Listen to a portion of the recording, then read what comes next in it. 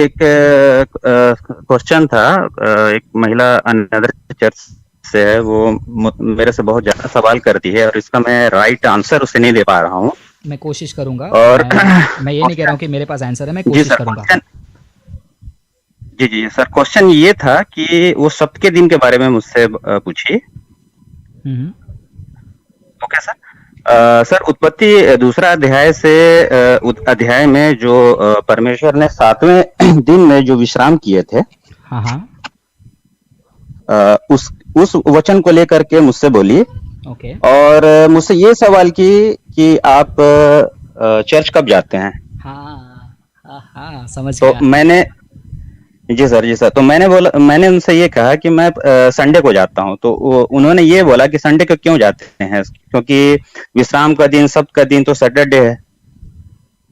Right.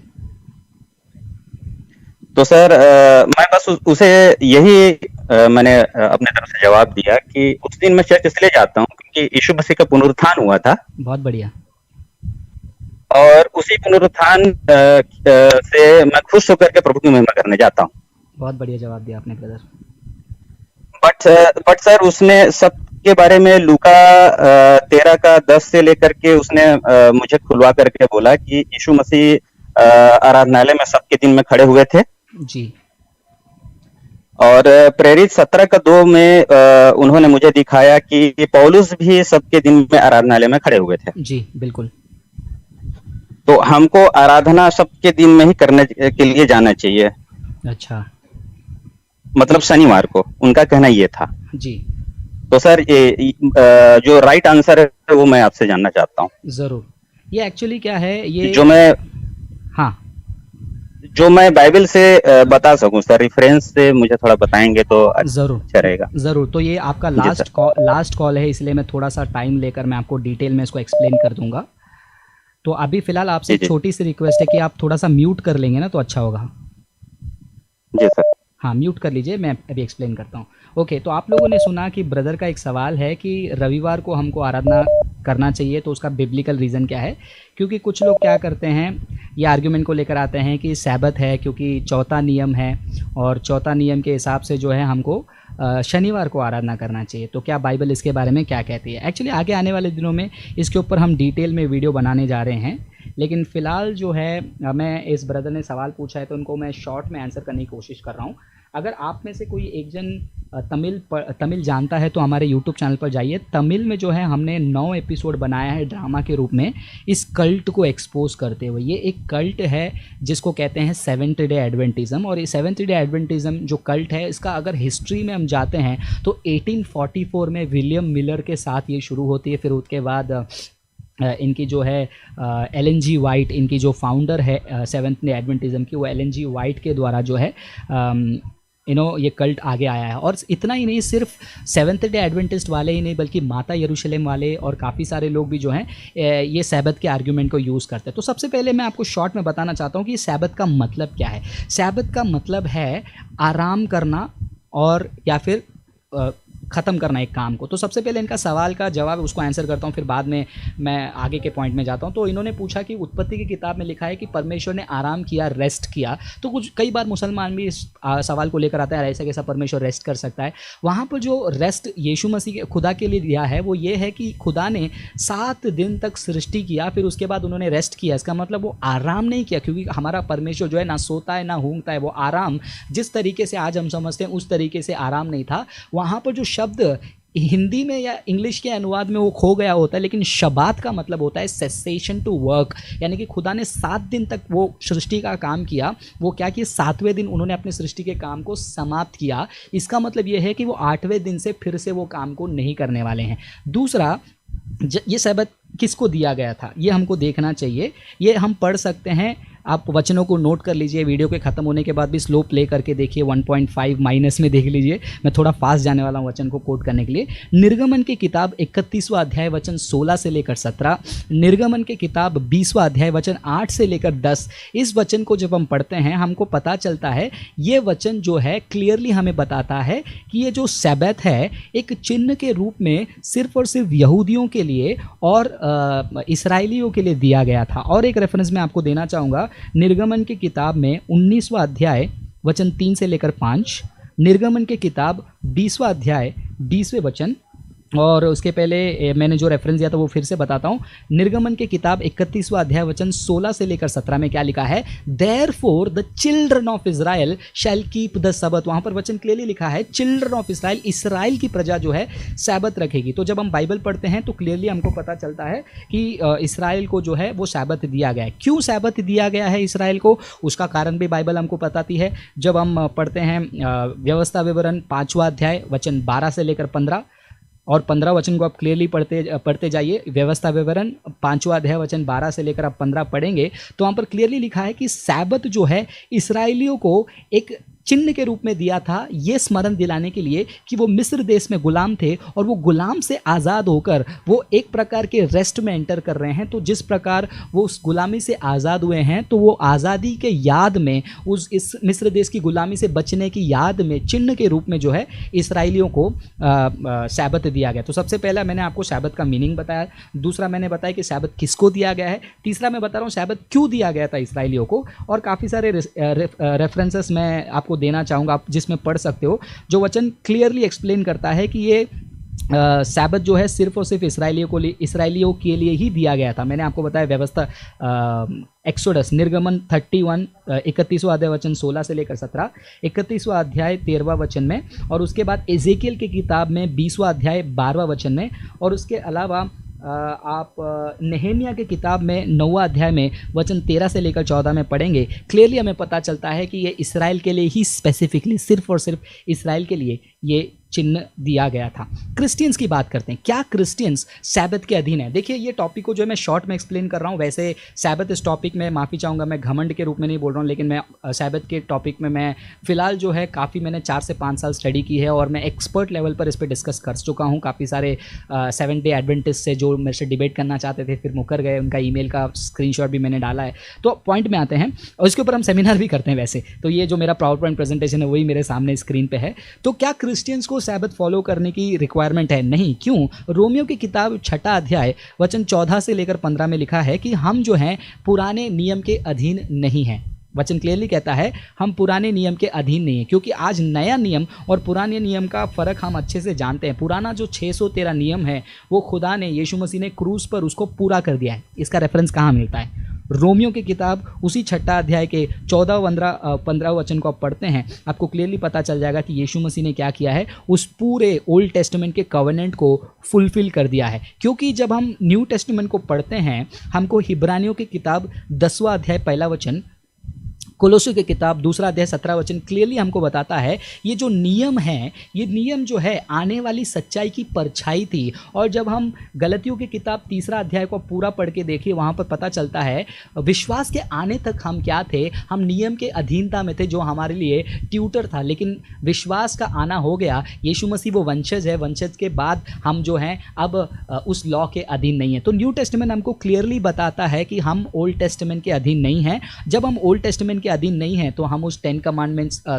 उसके 4th commandment में जो सैबत फॉलो करना है उसको हम ऑब्लिगेटेड नहीं है। क्योंकि 2 कोरिन्थियों 3 अध्याय वचन 7 से लेकर 11 पढ़ लीजिए, रोमियो की किताब 7वां अध्याय वचन 4 से लेकर 7, और कोलोसी की किताब 2 अध्याय 14 वचन को आप पढ़ लीजिए, जहां पर क्लियरली बताया गया है कि ये जो पुराना नियम यानी कि जो पत्थर में लिखी गई थी वो क्रूस पर फुलफिल हो गई है, पूरा कर दिया है यीशु मसीह ने करके, वहाँ पर ये वचनों में लिखा है। और गलतियों की किताब 3 अध्याय वचन 10 से लेकर 11 पढ़ लीजिए, गलतियों की किताब 6वां अध्याय 2 वचन पढ़ लीजिए, इब्रानियों की किताब 8वां अध्याय पढ़िए, वचन 7, 8, 9, 13, और काफ़ी सारे मैं रेफरेंसेस आपको दे सकता हूँ ये साबित करने के लिए कि हम जो हैं पुराने नियम के अधीन नहीं है। जब हम पुराने नियम के अधीन नहीं हैं तो ऑफकोर्स हम उस सैबत को भी नहीं फॉलो करते हैं, हम उस टाइथ दशमांश चीज़ों को भी फॉलो नहीं करते। इतना डिटेल में मैंने कभी लाइव शो में एक्सप्लेन नहीं किया, लेकिन मैं एक्सप्लेन कर रहा हूँ अभी। और नए नियम में हम आते हैं, जब सैबत के इशू को लेकर काफ़ी सारी बातें चल रही थी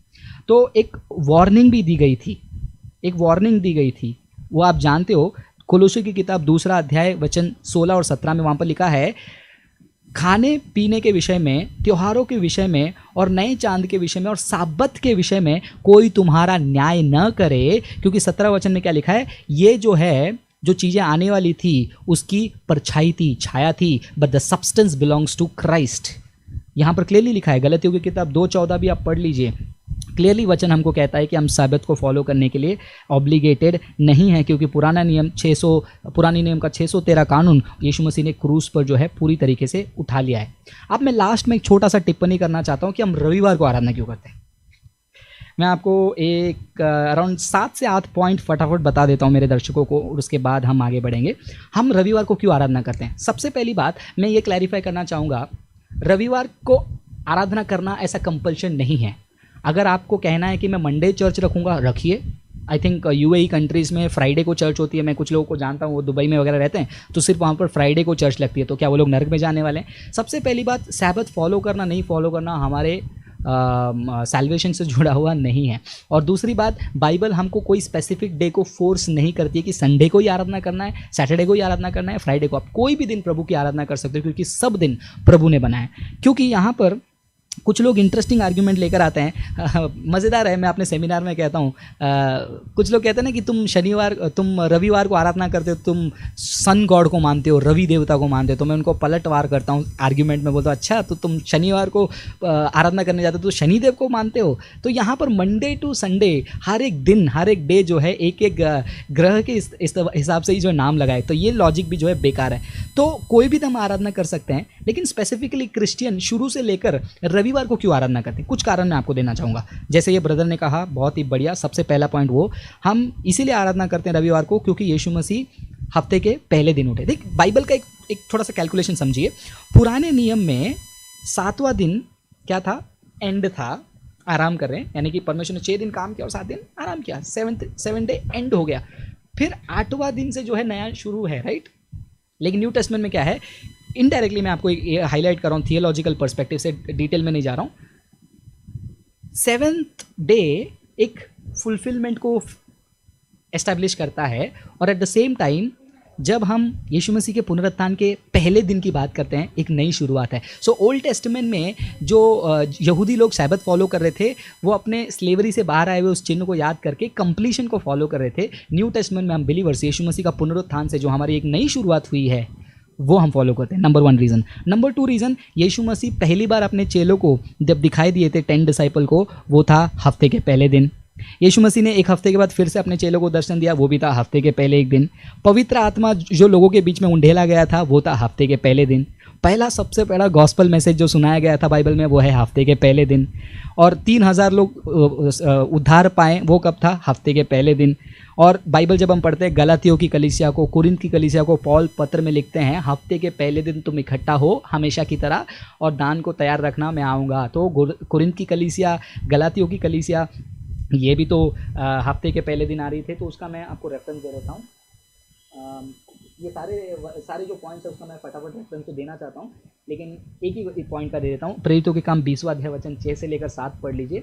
और इतना ही नहीं, ऑफरिंग्स भी जो है हफ्ते के पहले दिन दिया गया है। तो काफ़ी सारे ऐसे रीज़न है आर्ग्यू करने के लिए कि क्यों क्रिश्चियंस हफ्ते के पहले दिन को शुरू से जो है फॉलो करते आ रहे हैं। तो अनबिब्लिकल बिल्कुल नहीं। अनबिब्लिकल ये बात हो गई, जो लोग सैटरडे को ज़बरदस्ती कर रहे हैं, वो क्या कर रहे हैं? पुराने नियम को जिंदा कर रहे हैं और नया यीशु मसीह के क्रूस को इनकार कर रहे हैं।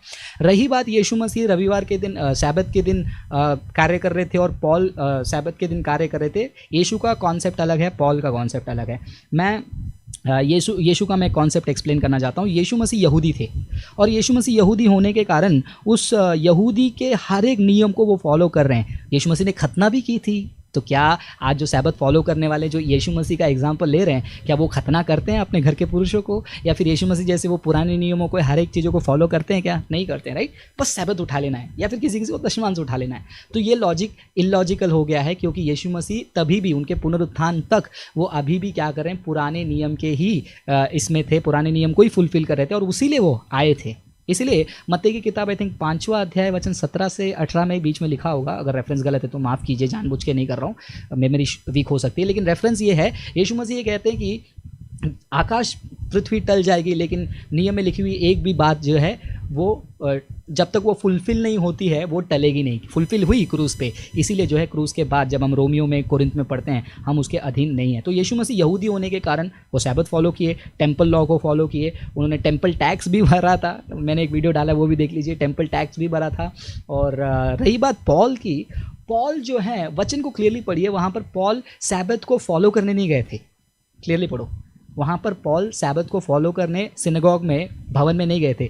वहाँ पर उनके साथ क्या करने गए थे? उनके साथ तर्क करने गए थे, उनके साथ परसुएशन के लिए गए थे, वाद विवाद करने के लिए गए थे। और दिन रात उनके साथ वाद विवाद करके उनको सबूत दे रहे थे और बता रहे थे कि यीशु ही खुदा है, यीशु ही परमेश्वर है, यीशु ही मसीहा है और यीशु ही खुदा है। उस दावा का जो है प्रकटीकरण देने के लिए, प्रोक्लेमेशन के लिए पॉल जो है उस सिनेगॉग में गए। क्योंकि सिंपल सी लॉजिक है, जब हफ्ते में एक बार सैबत के दिन सारे यहूदी इकट्ठा उस सिनेगॉग में होते हैं, तो पॉल के लिए उससे अच्छा मौका क्या होगा। इसीलिए उसी दिन गए और वहीं पर जाकर पॉल ने उनको गॉस्पेल शेयर किया। वचन ये नहीं लिखा है कि एज़ यूजुअल पॉल ने सैबत को ऑब्जर्व किया, वहाँ पर लिखा है कि एज़ यूजुअल पॉल उनके बीच में जाकर उनसे बातें कर रहा है। तो पॉल एक बार नहीं, कई बार जाकर उन्होंने क्या किया था, ऐसे उनके साथ बातचीत किया। तो ये लंबा चौड़ा मैंने एक्सप्लेनेशन दिया है, इतना काफ़ी है, इतना काफ़ी है उनके साथ डील करने के लिए। और आगे आने वाले दिनों में ऑनलाइन सेमिनार में सैबत के बारे में मैं सेशन कंडक्ट करने का सोचूंगा, तो और डिटेल में इसको हम स्टडी कर सकते हैं। ठीक है ब्रदर?